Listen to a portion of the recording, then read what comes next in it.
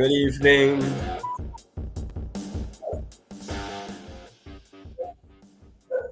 Good evening. Good evening. Good evening.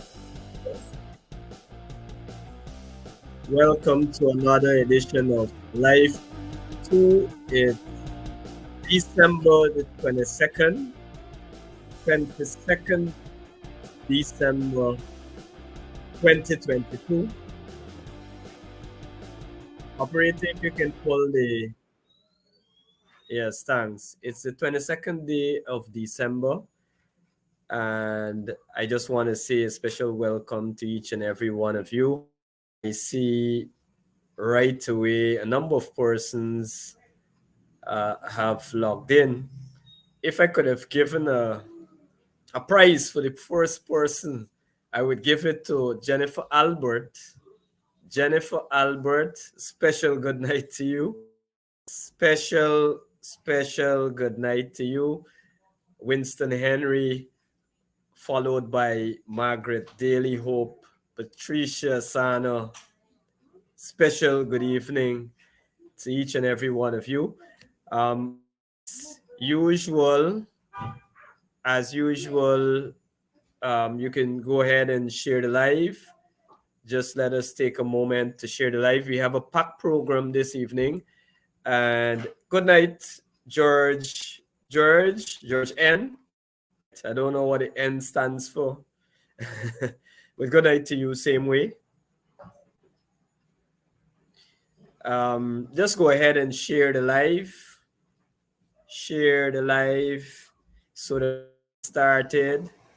My guest is already backstage, and this should be our final program for the year. I'm happy to see so many of you tuned in. Karen Black, June Cameron, the folks from Brooklyn, New York, folks from Florida. Special good evening to you. From Linden.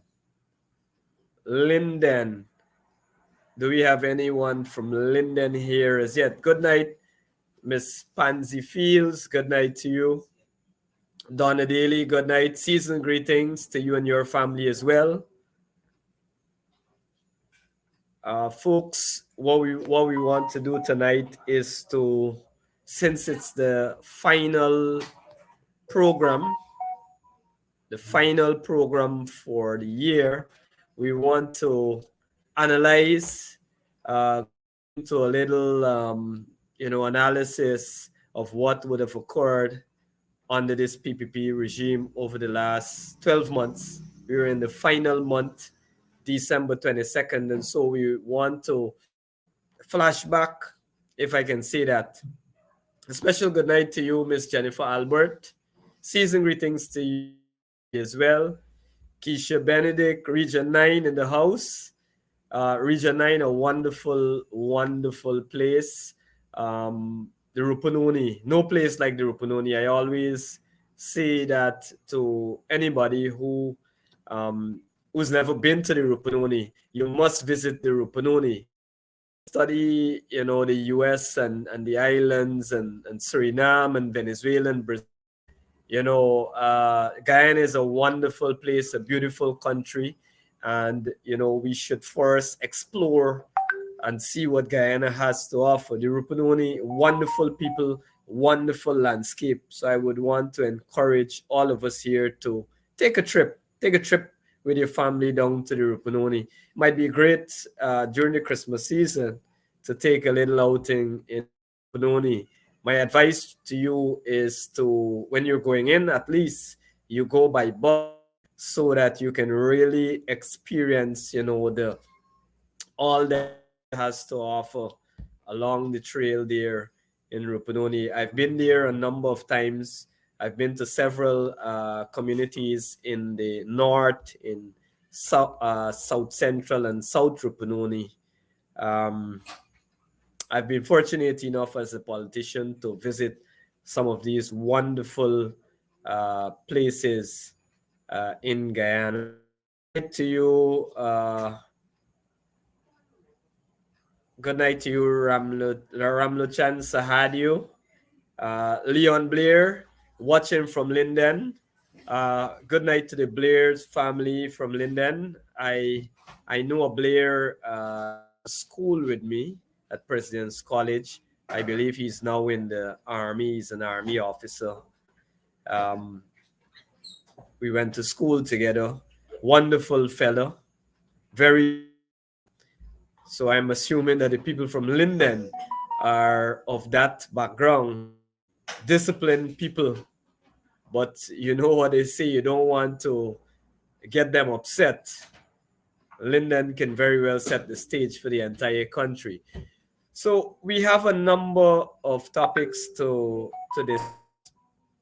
And so I just want to make this last pitch to you to share the live on your Facebook, your WhatsApp contact, uh, all the other social media platform. If you can just go ahead and share the live so that we can reach that magic number so that we can begin the program tonight. It's our final program. And so we want to thank each and every one of you who have been tuning in over the last few weeks since we would have restarted this program. And I can promise you, come next year, we will improve on it. There are a number of things which I want to improve. I want to still look at that call-in segment. I want to also look at specific focus at certain villages. And so it means, therefore, that a lot of groundwork we've got to do a lot of groundwork there, our councillors, our members of parliament, so that the information can come forward and so we can agitate for change in those communities, agitate for development in those communities, same way.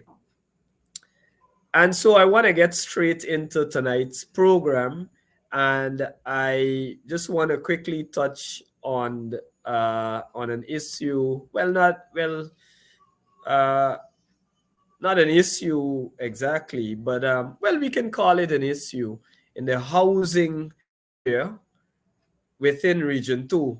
Now, I would have visited the housing project on the Neming area, and the housing minister has been making some claims. I see the Prime Minister also has been making claims. The housing minister's claimed somewhere between 80 to 20,000 house lots have been distributed over the last 2.5 years.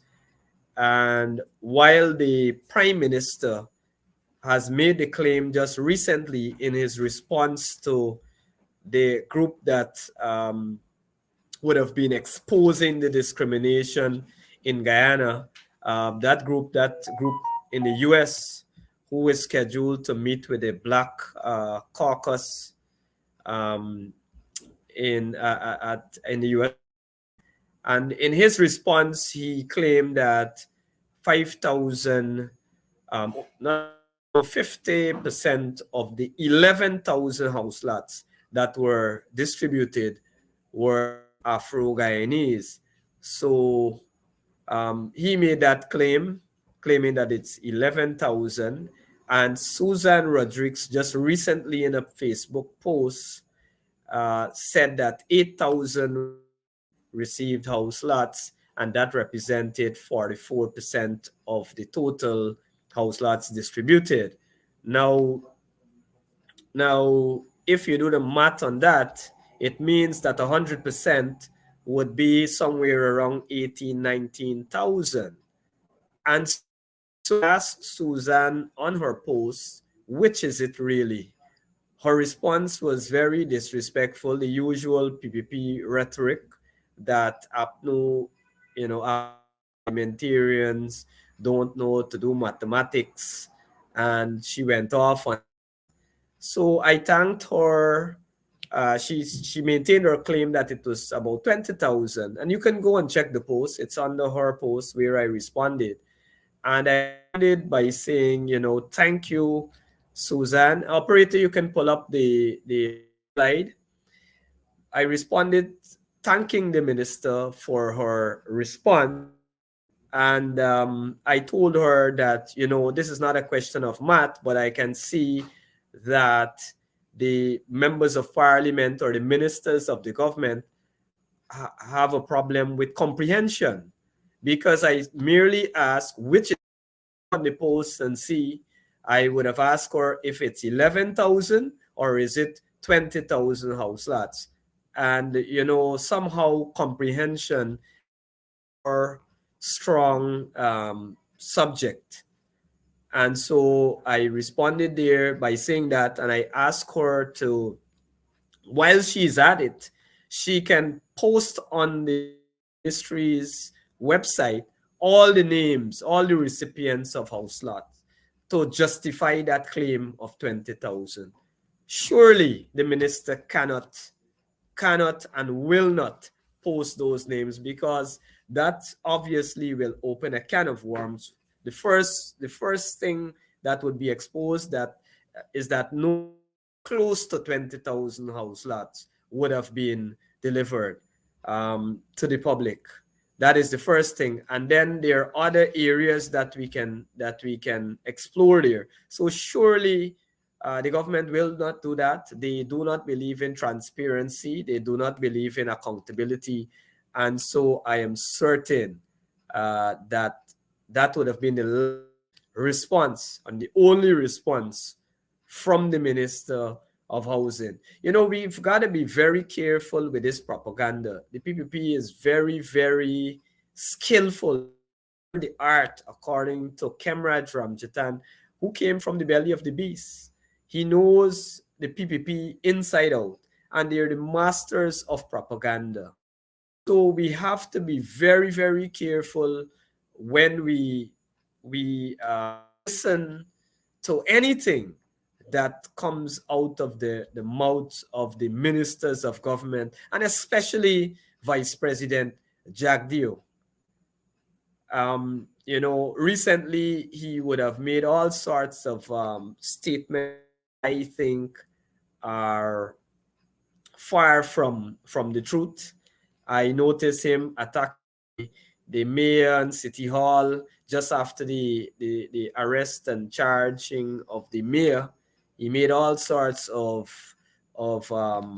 accusations that city hall, they can't pour money into city hall to take care of the township, because city hall doesn't have accountability and any transparency there. And he went off, and the mayor rightfully responded by saying, related it.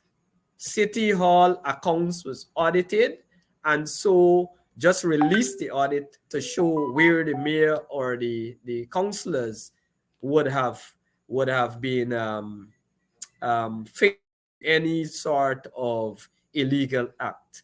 And certainly they cannot, he will not put that audit out there. The statement was merely one for propaganda and one for their supporters to carry to the streets. But back to Susan Rodriguez and this farce that would have delivered 20,000 house lots. First off, if you speak with Annette Ferguson, who was the last minister in our government, she would tell you that there were a few thousands of house lots there ready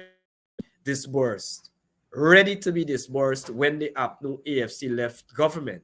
So to say that the first 5,000-6,000 house lots more than likely were already on the cards, they're ready to be delivered.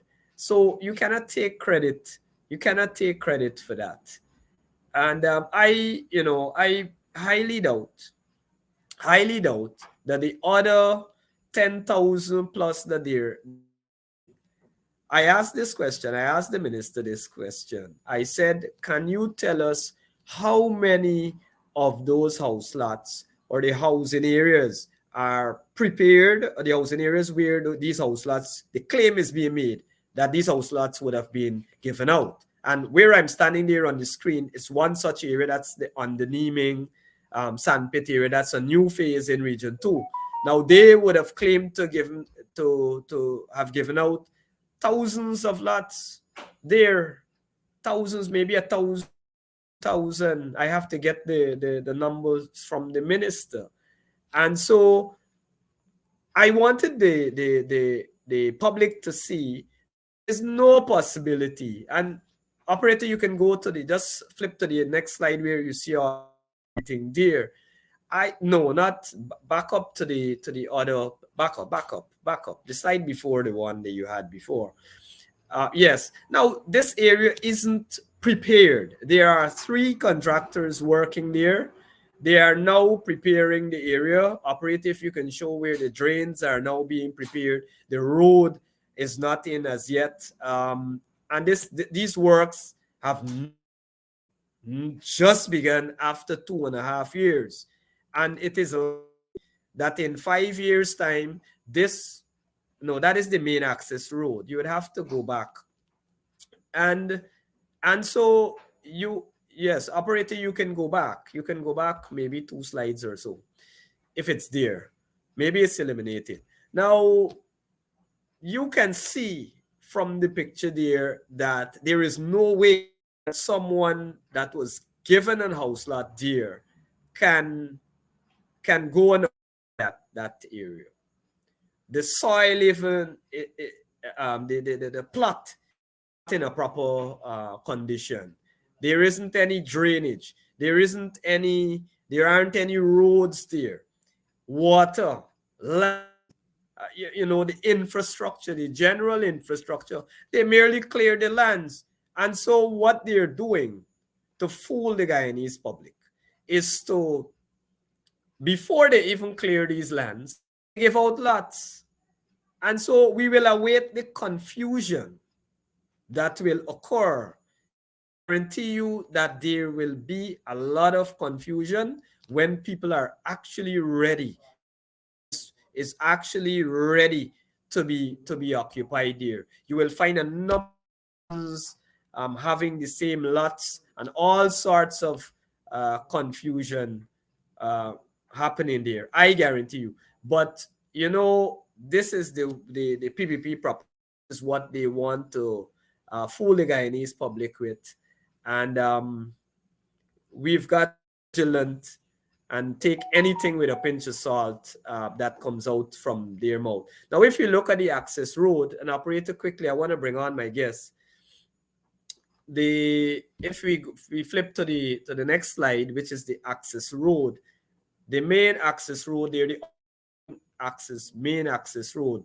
Now, we are happy, the residents are happy that we have been progressing on this road. This is the main access road to the same area, but you have persons living there, a big housing scheme there for over 10, maybe 15 years.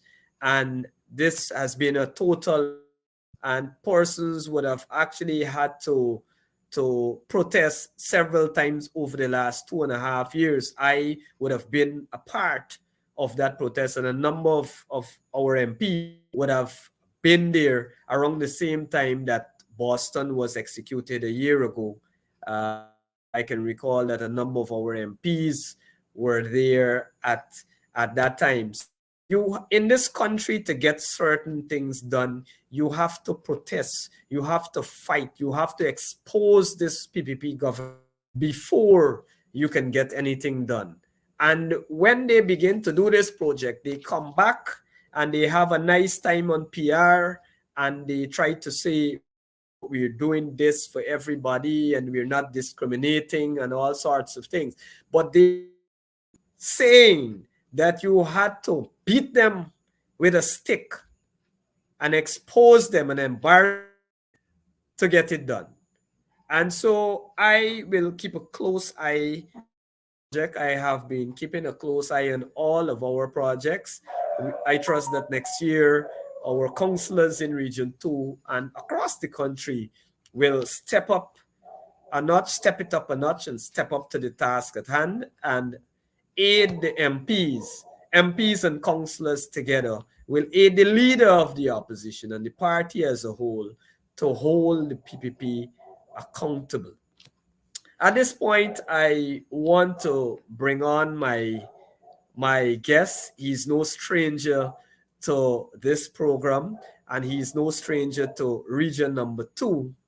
And so I want to welcome Comrade Elson Low, a young economist, vibrant, young person, young member of the People's National Congress Reform, and he is the economic advisor, young economic advisor to the leader of the opposition.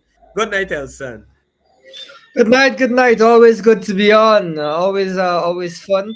I thought it was very interesting the insights you're pointing out there around housing, which is a major issue here in Guyana. We've seen really, especially in urban areas, such a sharp expansion in cost of housing. It's been one of the greatest areas of concern, I would say, with rents around Georgetown tripling in only a few years. So that is a very serious area of discussion, and I think the PPP's efforts in housing are completely misunderstand the scale of the problem. And when they put down these types of housing schemes where you don't have proper access, roads, water, and utilities, and so on, of course, we had a policy of not handing out house lots unless those basic infrastructure elements were present. If they're going to be handing these out as out, those things being present, then it's not really going to aid in people getting housing, which is the ultimate aim of a housing policy. We have to remind people the aim of a housing policy is not house lots, it's housing. And so just literally giving people a house lot when they cannot actually live there is not solving the problem. That's the first thing Yeah, to say. precisely, precisely. So, Elson, I'm happy that you mentioned that because the leader of the opposition throughout the year has been saying to the public that the PPP has no land use policy. So I'd want to start there. You have to begin to with a land use policy to determine that, look, this area will be for agriculture, this in this specific whether it's crops, the kind of livestock, whatever. This area can be for housing. This area would be for the manufacturing sector, and so you have to work out a land use policy before we even begin to talk about the housing policy. You have to consider factors like global warming and the Yeah. effects of it, flooding, etc.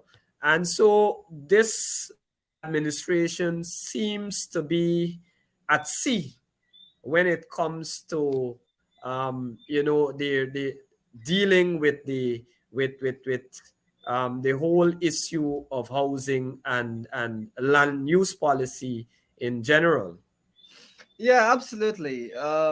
We and the opposition here have had discussions around some of these questions, whether it is climate change and its impact on housing, whether it is the amount of houses, the housing that is going to be required in Guyana as the population grows. Of course, we anticipate there will also be migration into the country, so we have to account for all of those things when you're crafting your housing policy. And we have come up with robust ideas and solutions that we will roll out as time goes on regarding this. So we are I think, assessing the issue, assessing the oil and gas factors, because that's going to really affect any of these plans, and coming up with the appropriate land use policies. Now, PvP really is just kind of an a scattergun approach doing these things, which is why, as you're pointing out, you have house lots there without any basic infrastructure to support them. I would also point to the fact though that what you also observe with them is that as much as they are putting all this money in the budget for roads, where they're putting the roads and how they're approaching this tends to be, really again without a plan. Just imagine that Silica City, which is supposed to be a big development that they want to set up there, that's supposed to accommodate tens of thousands of people. But there's only one access road for Silk City. There's only one main road, which is the Temeri Road. and there's no other way for you to get from Silicon City to Georgetown or to Linden and so on. Much in the same way that to get into Diamond, you only had the East Bank Road. Now we all know the huge amount of traffic that was caused by there only being one way to access the Diamond Housing Scheme, which was a vast housing scheme. And so it seems that the PPP, first of all, that this is their mode of operation. They don't actually check to see whether or not this is the appropriate place to put a housing scheme and the appropriate mechanisms. And second of all, they don't seem to be willing to learn from their mistakes and to put in place the appropriate infrastructure and build your housing in around the infrastructure. Rather, they're going to put a whole city there with the Temeri Highway there, and then you're gonna have huge bottlenecks now in the Linden Mary area when people if people do indeed move to Silica City. Now I have not taken that idea particularly seriously because I don't see serious efforts to actually being made regarding it. But we have on our end serious ideas, serious efforts, a structured plan, and an idea of what is required to deal with housing. So it's a bit of a really unfortunate situation because I know a lot of Guyanese are suffering from the high cost of housing. I was talking to some young people and they said to get an apartment at a reasonable price, around Georgetown area, and so you gotta go till up the East Coast or till down the East Bank to get anything that's a decent price. And you're going to start to see this effect in many of the urban areas as the oil and gas industry kicks into place. As you know, there's a Yeah. plan for shore bases in Region 2 or in the Region 2 area. And there's also plans for shore bases over in Berbice, that area. So anywhere where you see that kind of rapid development, you're going to see these types of extreme housing problems. That's the start. And the second part of it is the migration issue. And we know that there's going to be massive migration into the country. I'll leave you with one last interesting thought that might actually be impacting you quite a bit in Region 2, which is that there's reports that we may have tens of thousands of people that have come to Guyana from Venezuela over the course of the Venezuelan crisis. At least about 40,000, but there are reports that it might be as high as 90,000. Now, if the government is saying we want to give out 50,000 house lots, but you've already got 40,000 Venezuelans in the country, can you see Yeah. how that makes it seem like they have no idea of what is actually required to deal with the situation? It's almost as if they're calling a random number without having an actual sense of how to the scale of the problem. I just find that pretty funny. Elson, I'm glad you mentioned the Venezuelans and the migration issue because um, we seem to know little or nothing when it comes to that issue. We're not, hearing much. We know that there is mass migration. We see it every day. Regions like Region 2, Region 1, Yep. Region 9. You see a lot of Brazilians, Venezuelans, and other people from um, other Yeah, man. areas. Last time I was in Region 2, I passed some school children, and the school children were speaking Spanish fluently, walking on the road. I said, Yeah, yeah, these yeah. gotta be some Venezuelan school children. So, I say sometimes we might find ourselves being the minority in this country. By the time we catch ourselves, we might be the minority. Yeah, I mean, We joking about it, but it's something very, very serious. We have a real issue still ongoing with Venezuela, and so things have to be treated, with as being very, very important. These are yeah, very, very important matters. You're hardly hearing anything from the Foreign Affairs Minister. Frankly speaking, I believe he's very incompetent. I don't know what he has done other than being a disaster in the last 2.5 years. I don't believe we ever had a disaster of that magnitude for foreign affairs minister. I mean, Caroline Rodriguez, I would have been way better. I think she was very green when she took the position, but I think I would give her a notch above him. We had people within the PNC like Carl Greenidge and others who are heavyweights, Heavyweights, it's within in that ministry. actually Norton, interesting. leader of the opposition himself, would have played a senior role, would have functioned in a senior capacity in Yes, foreign affairs. I believe So Clement Rowe. He was foreign affairs yes, minister. yes, yes. I think I can I'm recall. not, I'm not aware of Clement. what his qualifications are. I know that at one point he may have. I don't know if it's janitorial services for Freedom House. I can be corrected if I'm misinformed. I don't know if that's what he used to do. I heard that he Clement was. Roy is a special character. It could be that maybe he wasn't a janitor there. I mean, it could be, but that's what I I was made aware of. always had misfits. The PPP, for as long as I know. You see, you and I came up under the PPP government, and for that time, they had a lot of misfits in that position. But this fellow, Utah, I think he's the worst. Mhm. I have seen. He's always at sea. We could recall the Taiwan issue. There are a number of issues. A Well, number. Of, one recently that I really concerned me is you saw the award of the natural gas electricity plant to uh, a Venezuelan company. And on the one hand, that must alarm most Guyanese as there's a serious national security risk there. But on the other, I cannot understand that the Ministry of Foreign Affairs was not aware, did not point out, did not make it clear to the government that this is an issue that we probably need to deal with. I can't imagine that the Minister of Foreign Affairs would allow the government to go ahead with signing such a major contract with a Venezuelan company, given what is going on. yeah, Uh, yeah, uh, that yeah, was a surprise to me. That's a surprise to me. yeah.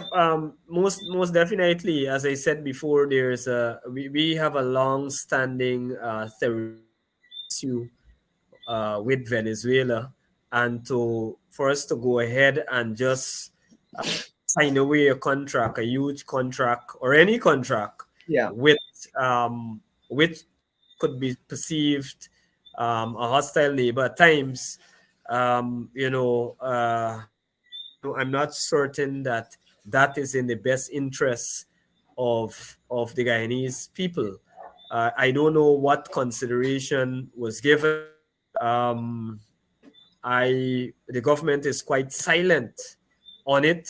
Not a word actually on it. It's as if it's a national secret. But as Yeah, time, well, I mean, as much as we would hope that the company would be able to act with integrity and so on, I think that we as a nation must take seriously these things because maybe there'll be some executive in the future who be maybe pressured by the Venezuelan government to sabotage that plant. yes, That's yeah, precisely, and then you have to examine what are the terms in the contract, yeah, because they can very well take a position, shut down the plant, whatever it is, sabotage it in whatever exactly. way.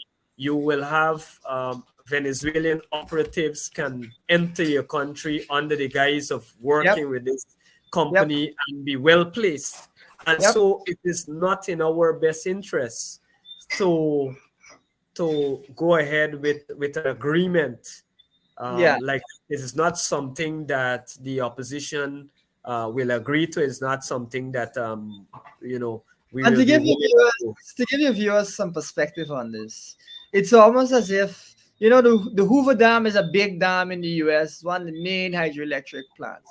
It's as if the U.S. allowed Russia to come in and build the big dam that is fueling the entire industries and electricity in the whole area in an entire part of the country. Yeah, There's no way that the U.S. would allow Russia to come in and build something like that. There's yeah, no way, on the flip side, that Russia would allow the US to come in and build something like that because absolutely. there'd be some serious concerns. And in fact, the US has an agency that is dedicated to monitoring these things and raising red flags when they see these types of transactions that could harm the nation. I believe, in fact, that a Middle Eastern company was trying to buy a port and they stopped them from buying that port because they said this might actually interrupt the flow of goods into the country and cause serious problems if we have a dispute with this country. Now we already have a dispute with Venezuela. A long one too. A Yeah, long one dating back even pre-independence, a very very long time, going back to 1899 and even beyond that. Because when you yes, talk about 1899, is just when we got that final agreement. exactly, And so exactly. it's a long history, and so Yeah. certainly So when we for a foreign ministry to miss this or not to advise against this is, I think, for a foreign affairs ministry, I think that's astonishing. I think it's well, utterly. I see that point you're making, but I wouldn't put it past Jack Dio having the final say, because you would recall that I think it was just around 2015, 2014, late 2014, where he said that he was willing to make some concession to Venezuela to give them some area, some passage Yeah, through the Orinoco area, the Orinoco River. So he passage to was the willing, water.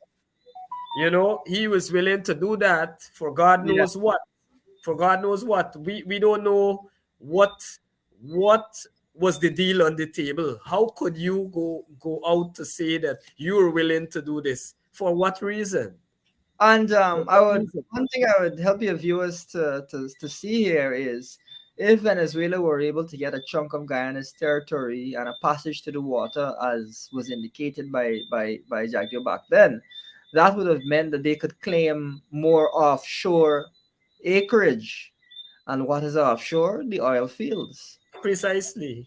Yeah, this is the type of nonsense that we've seen in the past from the PvP. And so to see them, willing to do this again with the Venezuelan company, you're quite right to say that this, indicates that these guys are playing it very loose with national patrimony. Yeah, and it might very well be for personal gains. I wouldn't put it past. We had that Sugate scandal, and we might get to that later in the program. But the utterances by Sue and what we saw in that video was very telling, and so you could relate that easily to what is happening with this Venezuelan, the approval of this Venezuelan company. Elson, I I know time is running. I want to touch on the last press conference by the leader of the opposition.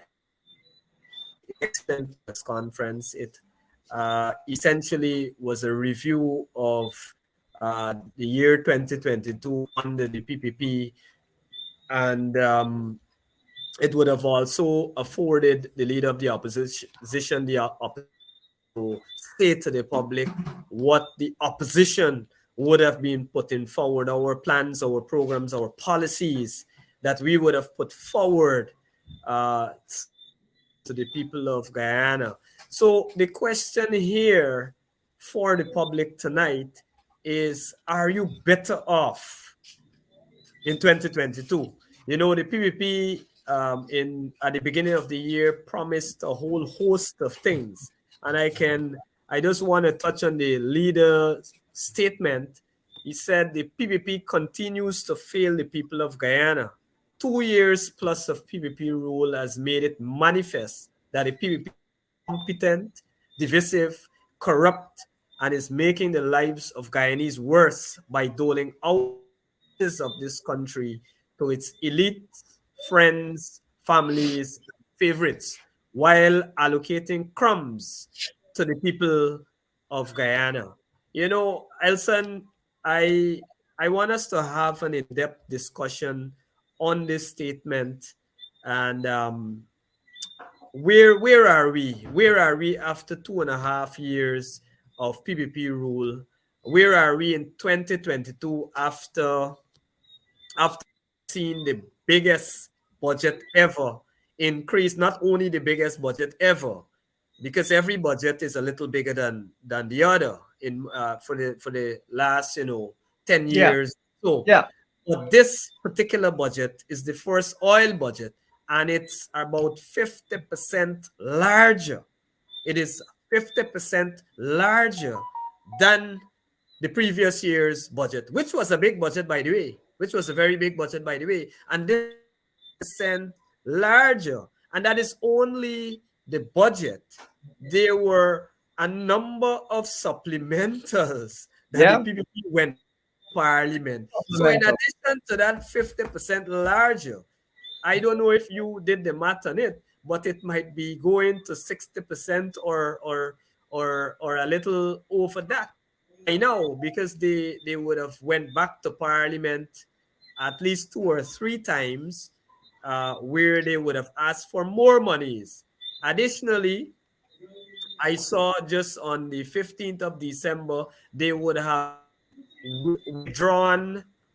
withdrawn about 200 million, over 200 million US dollars from the natural resource fund. And for the folks who need to understand what the natural resource fund is, it's our oil money. And so, what are your thoughts on it, Elson? Yeah, well, we have seen a budget that is around about 50% larger when you add in the supplementals. Remember, there were two supplementals last year that were also big. So when you work everything out, it's around about 50% larger. So massive, massive change in the budget. But I don't know, you'd have to ask your viewers, and I think your viewers right away can tell you. Doesn't feel like 50% more, you got 50% more from the government now, does it? Because that is supposed to you're supposed to feel something like that, such a big change to the economy. Even when you look at some of the raises to public servants, where you saw healthcare workers getting in some cases around about a 50% raise, something that we were calling for. We're calling for substantial raises all year. That is from January. So that is not from this budget, that's from the next budget. And so you cannot say that that 50% is attributed to this budget. You have to look at the 8% that they gave, which is tiny compared to this huge, huge increase in the budget. And then when you look at what was in the budget, folks, we have to always remember how we began this year and how the year progressed. And we began the year with a cost of living crisis, with high inflation, with food prices that were already going up. We had the flood yet last year, and that was already sending food prices up. And people were complaining at length at about how difficult it was in the market. And then after that, we then saw the war in Ukraine send prices through the roof even further. Food prices, you remember, wheat was up 40% at one point. Oil was, gasoline was through the roof. All of that was happening. And the government really put a very measly less than 1% towards cost of living mitigation at the beginning of the year. And then, in the course of this huge budget and these two further supplementals, it did not provide much else, any other real direct cost of living specific mitigation measures over the course of the year. So you ended up having two supplementals that did nothing to address what supplementals are supposed to do, which is address unexpected events like a war or something like that. And so what happened is you had a lot of money spent, but not a lot of money spent on the central issues of the day that were affecting Guyanese. And we've talked about this all year. We've called for the government to act over the course of the year, and the government has refused to do so. And so we kind of recognize as Guyanese that it is not that we had to suffer this year. It is not that it's difficult for everyone and therefore it must be difficult for us. Rather, it's that a deliberate choice was taken by the government to let Guyanese suffer. That is what happened. In fact, we've mentioned before that actually we saw the country get an additional $60 billion of oil revenue from the high oil price. And we've called for that money to be distributed in a fair way to households across Guyana. Now that works out to around about $300,000 per household. And I don't know about you. I don't know about your household. I don't know about the people that you interact with, but I would like to think that they could use it for 100,000, especially around Christmas time, to help them through all of these high prices. Elson, thanks for that. I actually had that on the slide 7, operator, if you can pull it up. I was going to ask you about that, but maybe we can do no, go back up 2 slides or so up. Um, yes. Yes, there you have it. Now, you would have said, and the opposition essentially is saying that all Guyanese have a right to expect more from the oil, and you were advocating, or the opposition rather is advocating that from this excess money that Yeah, the they would have been getting because of the high price of oil, easily we could yeah. have introduced a windfall tax, and that would have given us, each household would have been able to get at least Well, it is $300,000. two things. It is two things. The first is just from our existing PSA, the existing structures, we could have gotten. We have $300,000 per household sitting down in the bank Already there, already. just from within the structure, Just from the within the framework of the contract.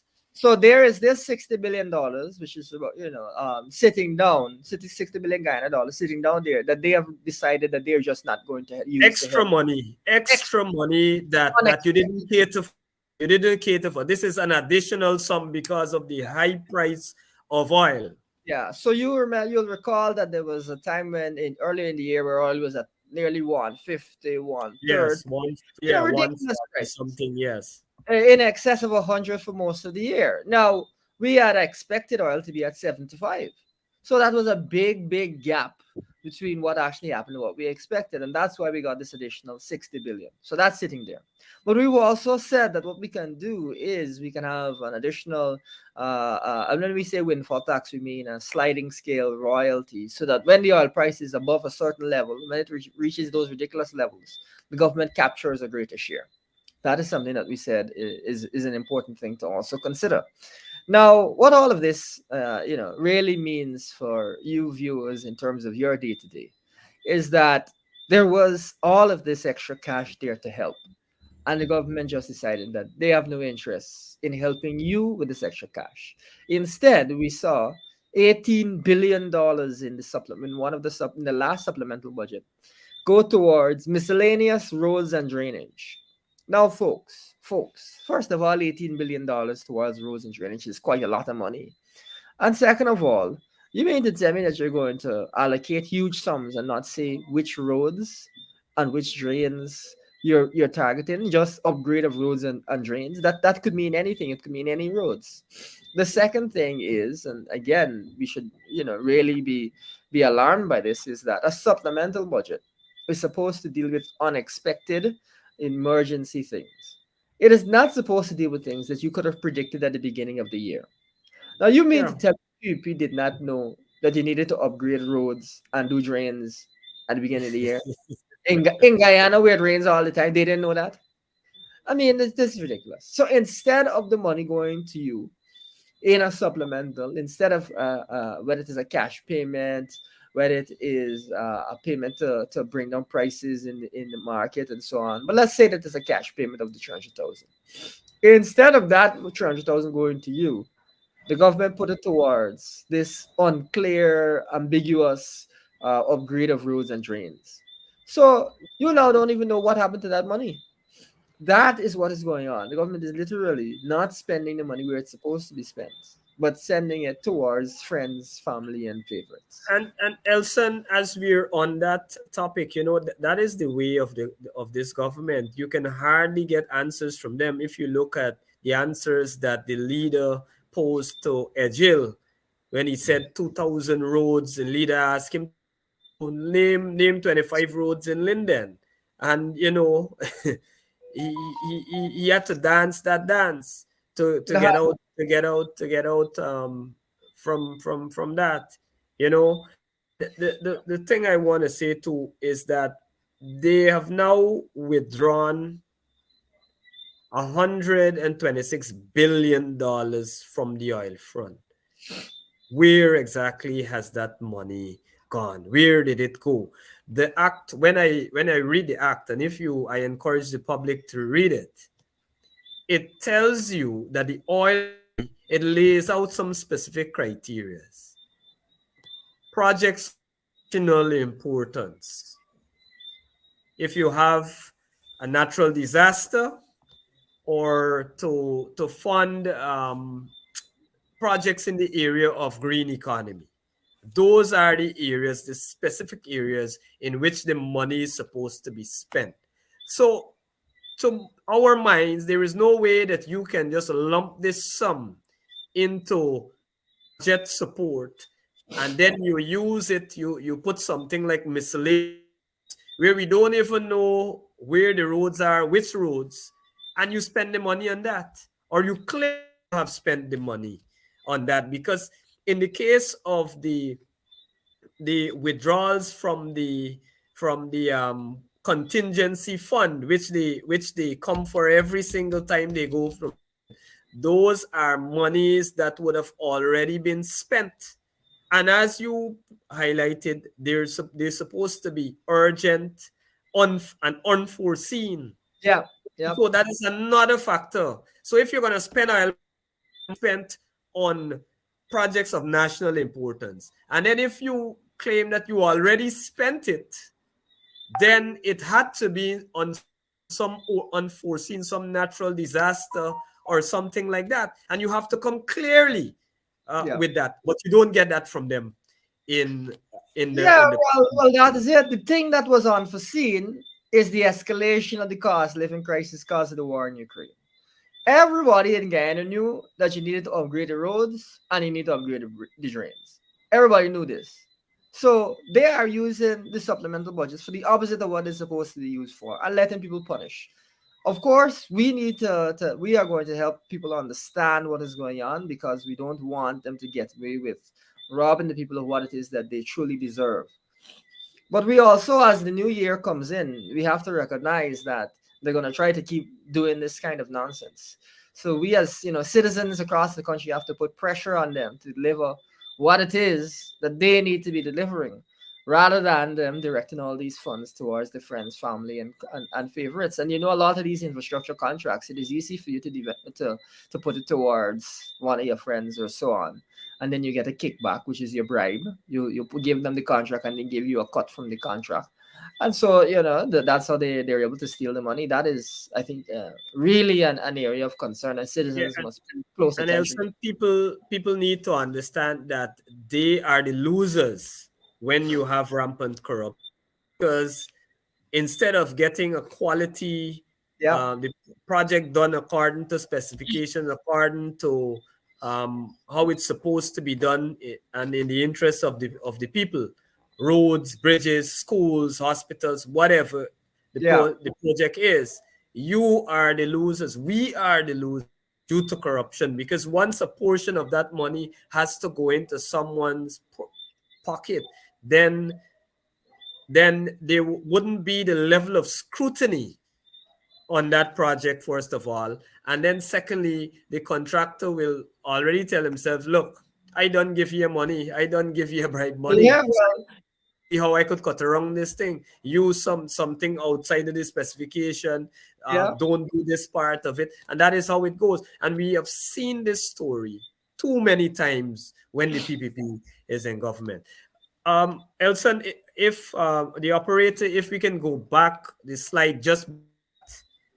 So I want to compare, we're looking at 2022, and we want to look at the APNU people-centered approach versus the People's Progressive Party incompetence. Now, I have laid out a number of points there on our plan, our policy, what we would have done, what we would have been advocating for in 2020 before 2022, a comprehensive anti-poverty plan. The leader was on a program last night on Freddie and what's his name program. And he said in no uncertain terms that to deal with the problem, the core problem of Guyana, one of the key things you have to do is to have a comprehensive anti-poverty plan, because once you have people in poverty, there will always be certain kinds of issues, certain kinds of problems, especially in the context of Guyana, where you have different races, different groups, different religions.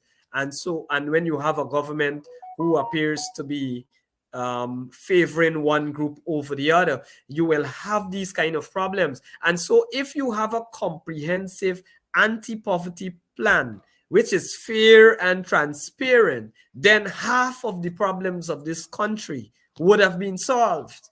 And so that is where the APNU AFC wants to take this country. We want all of our people to rise above that poverty level, to live that good life that we know we all can live. Elson, your thoughts on that?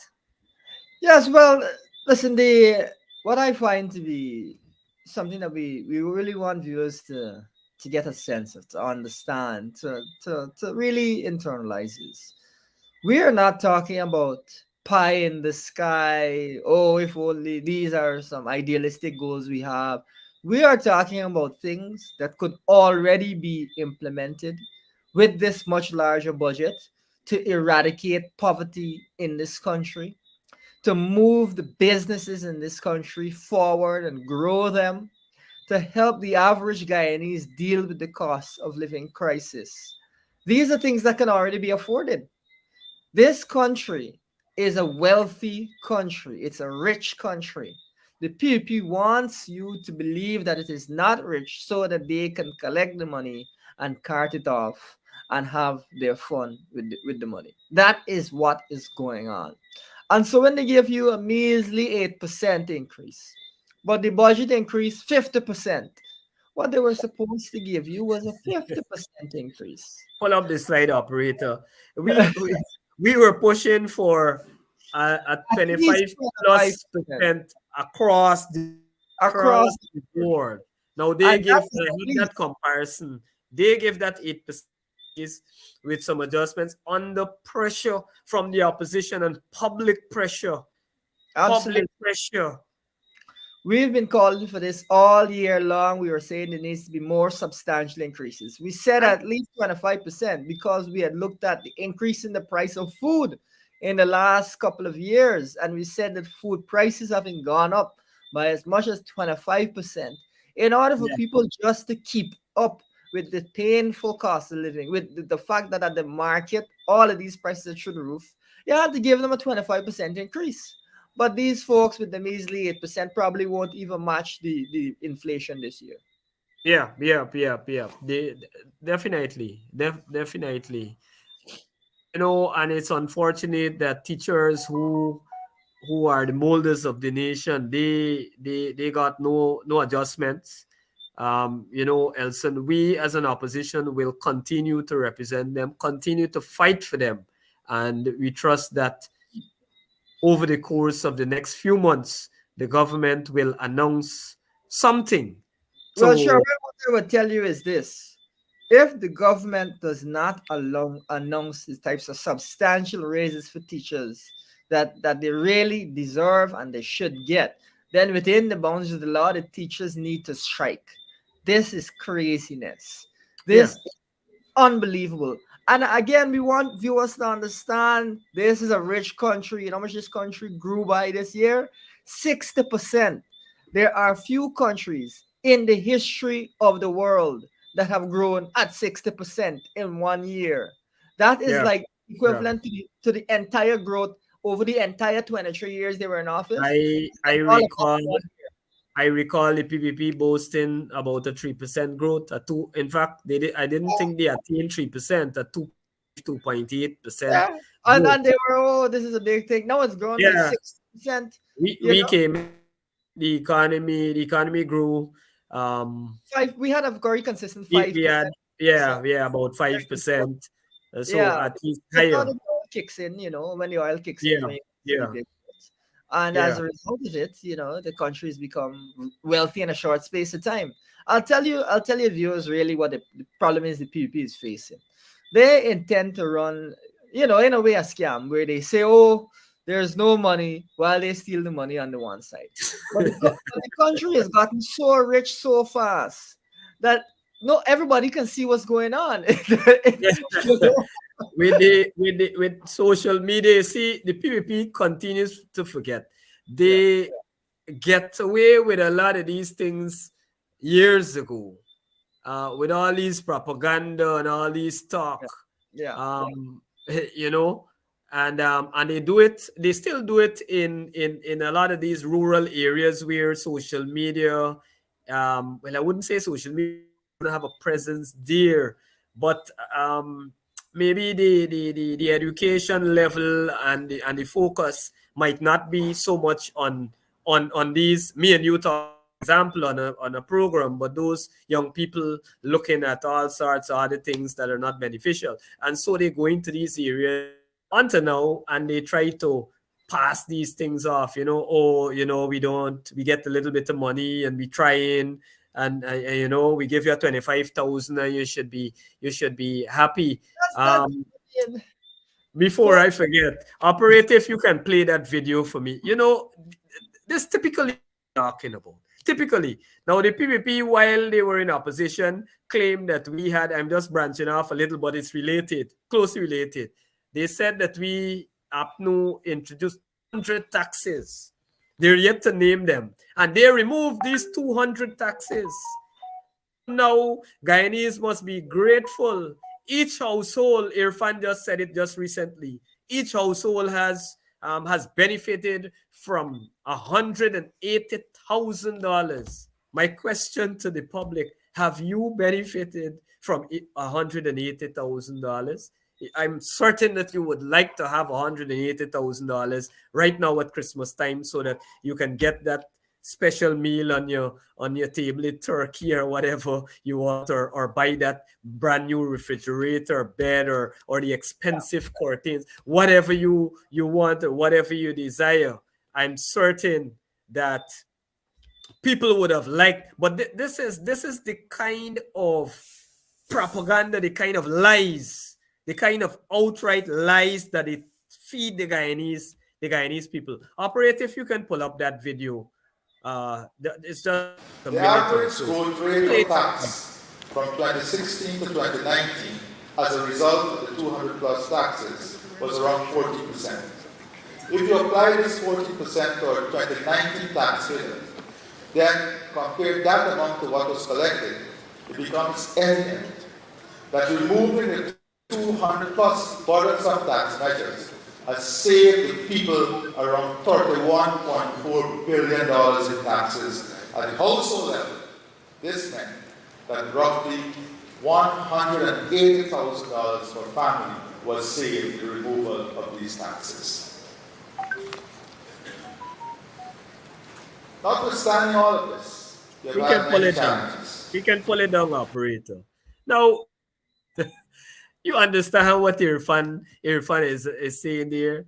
The there's a lies that these fellas tell the people there's a with a couple straight ways face. there's a couple ways that we gotta break this down for you people to help you to understand just how ridiculous it is. The first thing is, and let's suppose that they did indeed give 180,000 to each household. I just mentioned that there's 300,000 excess funds.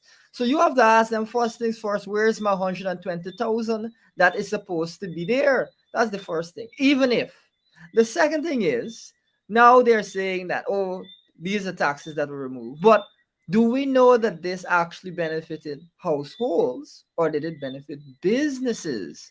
Because you can remove a tax and a business cannot pass that on to consumers. That is something that has Yes. historically been a problem with the trickle down economics, where you remove all these taxes and you give all businesses these benefits, but average people don't necessarily feel those benefits. And so I would ask them, have you seen over the course of this year prices falling in various goods? Is that what you've seen? Because what he's saying is that removing the tax would have resulted in prices falling and so on, Yeah. or not much of a Yeah. cost of living, not as much of a cost of living Because he's spiral. claiming that you benefited. He's He's claiming claiming that you he benefited. allocated a monetary sum that that you would have If saved. you received that benefit, you would have felt in the cost of living crisis that it wasn't as much of a crisis. But I know that you were suffering over the course of the year because it was very severe, So not only by their own figures, they shorten you $120,000 by their own figures, but Now, even now those figures are very questionable. it has to be because listen, the average Guyanese works for what? 70,000 $70,000, maybe lower than that, maybe lower than that, much lower than that, if you consider all the factors and the different areas. Yeah, But so you're working, let's say $70,000, and that is your only source of income. That carries you through paycheck to paycheck. You live 70,000 January, 70,000 February. So how do we get to explain? You're the economist. How do you save $180,000 if you're working for 70,000? Is it that he's trying to say that you get not $2,000 if that's basically what he's trying to say. That you're getting, I don't know, like a $10,000 and the every month. propaganda, the Based on, propaganda? yeah, that's the propaganda, right? But as we had indicated, you would feel that benefit every day when you go to supermarkets and shops and so on. And the fact that the Yeah, cost of yeah, prices is so yeah. severe. You're Imagine not. you talking about the supermarket. Your short drop fare here in Region 2 is $200 to move from my home just to Regina, which is the village away. Imagine that is an increase of 100%. Yeah, Imagine you telling me about that $2,000 per month, that exactly, which exactly. not compensate for the inflation, the And rate so of what we are saying is when it comes to this excess money, this excess 60 billion, this excess 30,000 per household, let's not beat around the bush and give our friends, family, and favorites and the business. Let's just give the people in a fair way the 300,000. yeah, So yeah, we know without that any they discrimination. without any discrimination. So we know that they got the revenue and they can then decide how they want to Inside, use it. yes, yes, You yes, know, precisely.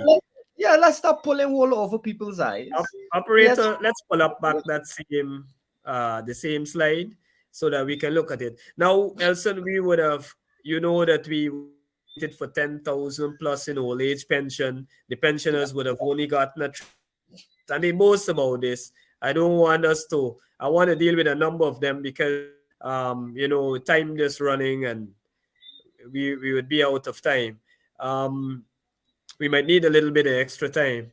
The removal of income tax for low income earners. Low income earners. What yeah. level are we talking about? Just let us have So that I'll discussion. give your viewers some perspective on it, so they can have a good sense of this. The first thing is anyone who is in a low tax bracket, which is basically anybody paying under $135,000, who is making less than $135,000. As it stands right now, we are saying that they should pay no income tax. Story is done. That we should move the tax threshold up to the $135,000 mark. The Yeah. next thing that we're saying is that on top of that, we should be giving people salary top ups as well as student stipends. And what that is going to mean is that effectively, there won't be anyone in Guyana who, once you're willing to work and you're working, who's making less than $150,000 a month. So we're saying that through various combining a couple of policies, not having to pay tax, as well as getting a top up on top of your salary, you really should be making about 150,000. And one of the things we want to highlight as well is, because a lot of young people might not be making that much money, is that virtually every young person who is now starting out to get a job and so on in an entry level position will not be paying income tax. On your slide, you also have, and this is all part of the measures to help people, you also have that water and electricity that Yeah. we're going to ensure that those whose water electricity bills are below a certain level, which is the people lower income people, that you are not paying water and electricity. So what that means also for younger people who tend not to have as high bills is that you will not be paying water and electricity. And so what we are talking about is not a little 25,000 here and there.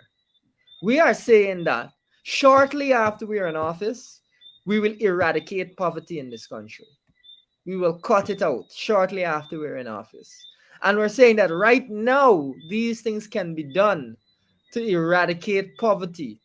It is the government that has chosen not to do these things because it is not that it cannot be afforded. I've already checked, and we could easily afford the policies that we want to put forward out of even this existing budget, and next year's budget, I'm sure, will be larger. So, when it comes to you living a comfortable life as a young person, when it comes to you living a comfortable life as a person who does not have as high of an income, a typical Guyanese, you will be living comfortably under on the APNU AFC coalition. You will be living comfortably pretty much immediately because we're going to put these policies in place and the money is already there for these policies. This is not pie in the sky dream. This is something that can be done in short order. But but PAP is happy to have you punish, and give you a little $5 here, a little $5 there, and hope that you're gonna take that and cool off. Folks, we reiterate, we remind, we want you to understand the country is rich. It's not that the country has some money, the country is rich. This country has more barrels of oil per person than Saudi Arabia, more than Saudi Arabia, more than Dubai, more than all these places in the Middle East where you see in all of these incredible buildings and so on and so forth. More barrels of oil per person than them. Don't let anyone sell you the lie that you have to live a life of poverty. That is not true. And we will ensure that no one is living a life of suffering and hardship in this country. Once you're willing to work, you will be comfortable. You'll be able to enjoy live in a nice place. You have a nice car. You live in happily with your family. You will be taken care of in this country once you're willing to work and give your efforts to the national movement as we try to build Guyana. And as the country continues to produce and we produce more and more, you can expect to receive more and more. As public servants, you can expect to receive more. You can expect to see your salaries become amongst the best salaries in the world, your facilities amongst the best in the world, your education system amongst the best in the world. That is the expect what you should expect given the resources that are available. And you should reject any government that tells you, oh, yeah, you have to put up with this and we can't, and there's no money, which is what the PP likes to say all the time. There's no money. Don't fall for that. It is really now about us spending the money wisely, about us ensuring that we don't have inequality and so everyone is able to benefit. And it is not about this narrative that people have to punish in Guyana is there isn't that bright future ahead and bright present. This is a place where we are going to deliver. The coalition is going to deliver a bright future and a bright today for the average Guyanese. So that is, I think, really, I think the narrative that we put together over the course of the years to help people to understand this. I think it's a vital narrative given what is going on and the PP's effort to play down the oil resources. And I think it's a narrative that should give Guyanese confidence going forward and a sense of optimism going forward that this will be one of the best countries to live in that you could possibly imagine. That is where our minds are at, and that's the struggle that we're going to continue to push. Yeah, thanks, Elson. Just a quick thought. I had a number of other slides, but of course we'll have to save them for for the new year. What are your thoughts? You and I are both young people, and we've progressed within our party very quickly, right there to the top. Um, I just wanted to share some quickly, in a nutshell, our policies on youth and where we want to see, how we want to see youth progress. Two or three areas. I know that is a topic that we will have to discuss in the upcoming year. But Yeah, if we can give, for the sake of the many youths I see on this program tonight, give them an yeah, idea because the focus tend to be on these programs a lot for general, but yeah. let's Yeah, just have some specifics on youth. absolutely. Well, one of the things I like to say a lot when we talk about youth issues is, we young people say, the girls them say broke man got a left behind. Well, I'm not advocating that, but broke thinking, broke thinking got a left behind, and these guys are all about broke thinking. We are out here to give young people opportunities. We are out here to build them up. We want young people in this country to be earning the big bucks, to be able to drive a nice car, to be able to have a nice home, have a comfortable existence with their family. We want young people to have that, and our policies speak to that. So when we talk about a student stipend, what we are saying is we want to give you some funds to go and study so that you can qualify yourself, so you can get the best possible job. And we're going to give you money to help you to compensate for whatever expenses students face, and so that you have a little bit of pocket change and so on, because we know that it's difficult when you're studying. We want to incentivize people to go back and study. That is one of the things that we are talking about for young people. When we talk about the University of Guyana being free and free immediately, it is with an eye towards people going and attending and getting degrees so they can get high paying jobs.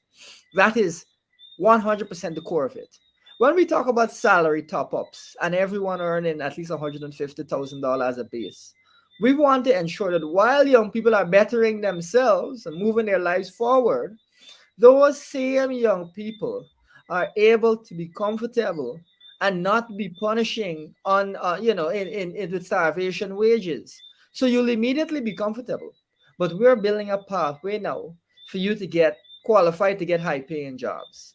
And when we talk about our education system that we believe needs to be put in place, it is a comprehensive system that will look at skills training, that will look at technical skills, that will look at math and English, because we know that a lot of people may need to go back and get their qualifications in those areas if they want to go forward, if they want to do more of office jobs and so on.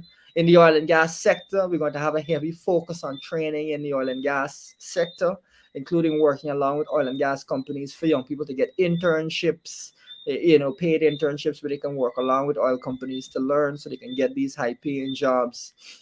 Nowhere in our thinking is this broke approach that PUP has. When we see that they're giving out this $40,000 part-time jobs, and we are thinking to ourselves, folks, as much as we want to see people receive some help in this cost of living crisis, you mean to tell me that the PUP couldn't say, listen, y'all go, you young people go and get some training and we'll give you $40,000 as a stipend? That that is so basic and so obvious that it details the way that they think about young people. They are not thinking about young people in terms of empowering them and getting them to a Yeah, position where they can get a high paying job. They are thinking about holding down young people by giving them a temporary job with 40,000 that can't really help you in the long term, can barely help you. Broke thinking got a left behind. The PUP got a left behind, because if you follow them, yeah. you never make any progress in your life. That is not what we're talking about.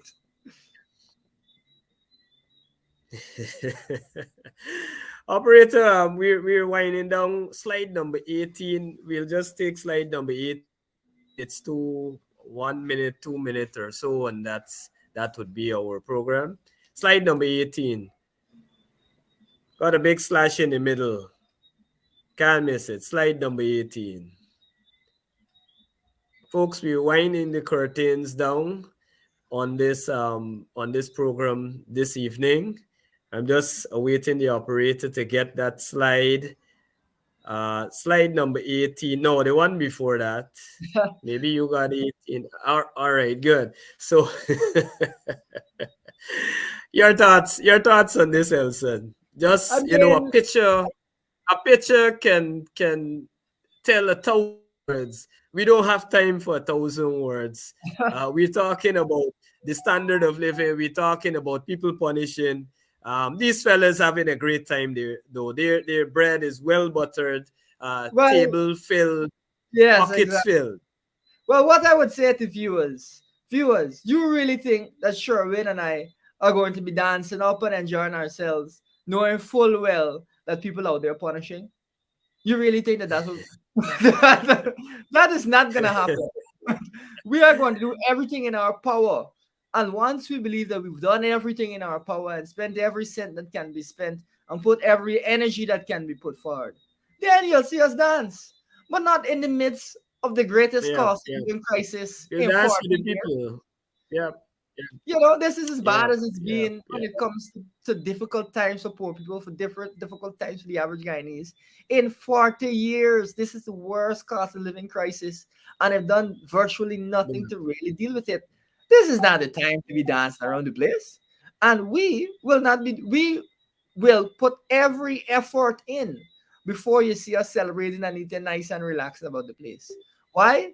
Because we're genuine, and we feel people's pain. When you hear us speak, you can tell from the way that we're speaking that we are concerned about people's everyday lives, that we're And worried that we're making ends we meet. didn't come up with gold spoon, Elson. You and I didn't come up with gold spoon. We you know we came up through ordinary means. Parents struggled to put us through school, live pretty much ordinarily, and continue to live ordinarily. Maybe a little more comfortable, but very much ordinary, and we dwell amongst the ordinary people. Well, I always say that on a basic human level, how can you look at this year with people crying out all year long and not feel, on a basic human level, a bit of sympathy? But these guys are so distracted, the PvP is so distracted by their own greed that they don't have time for sympathy. They don't have time for empathy. They don't have time to look at the poverty across the society. Poverty that we've already shown on this show we could eradicate today. Rather, their focus is on having a nice time. So, one of the other things we say as young people, go along brave. Let them continue to do it because You say, every long rope got to got it then, got it then. Irfan to dance this year. Let's enjoy it while it lasts. And with that, folks, I want to thank Elson. Elson, you've been phenomenal, a phenomenal guest tonight and every time that I Always invite happy you to on come this on. program. Always sharing your insights, and especially from an economic standpoint. That's Equilibrium. That is why I like to have you on this um, on this program.